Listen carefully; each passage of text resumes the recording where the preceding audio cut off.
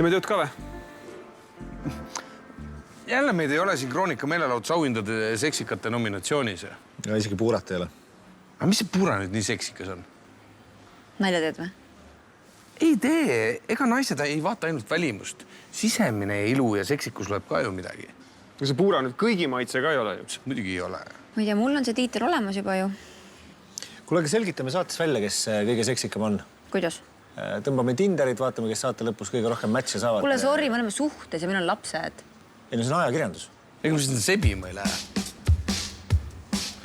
Puura raudselt ei saa.